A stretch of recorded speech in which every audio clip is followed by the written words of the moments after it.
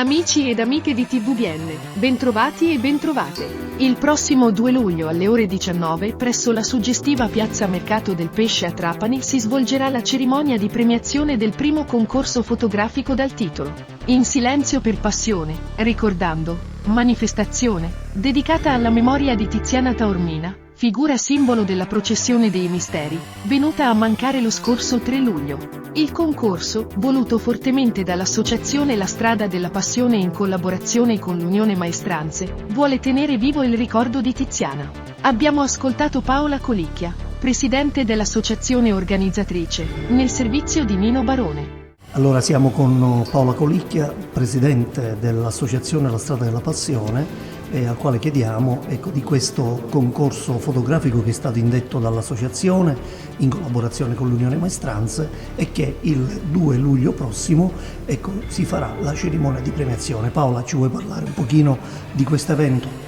Sì, allora questo è il primo concorso fotografico in silenzio per passione, ricordando.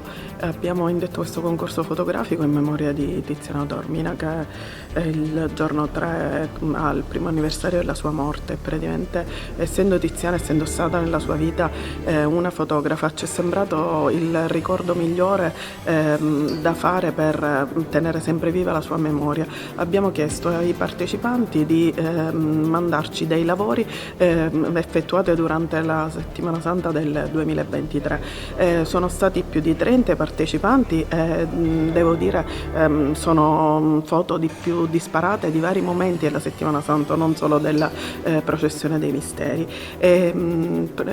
Ora il giorno 2 ci sarà la premiazione di questi lavori.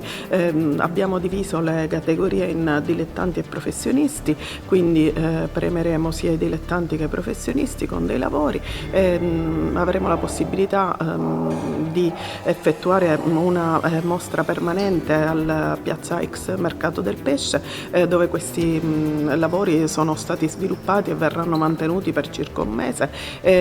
Cercheremo poi di portarli in altre sedi importanti della città di Trapani, sedi che vedono un afflusso turistico importante, in maniera tale da tenere sempre viva l'attenzione su questo importante momento dell'anno, sia dal punto di vista religioso ma anche dal punto di vista di rinnovo delle tradizioni e permanenza delle vecchie tradizioni trapanesi di tutte le maestranze.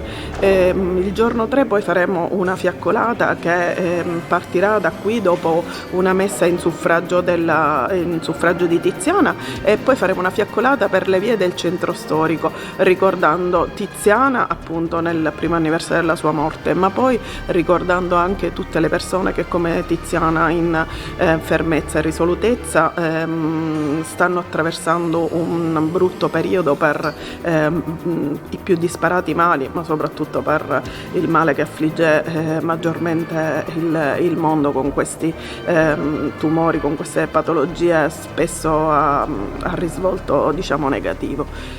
Quindi abbiamo il piacere di invitarvi tutti e che siate presenti il più numerosi possibili durante questi due eventi, che non sono per noi ma per affermare la nostra associazione, ma sono per il ricordo e per il rinnovo di tutte queste tradizioni e per il ricordo di persone che sono state care e vicine e importanti alle maestranze. Grazie.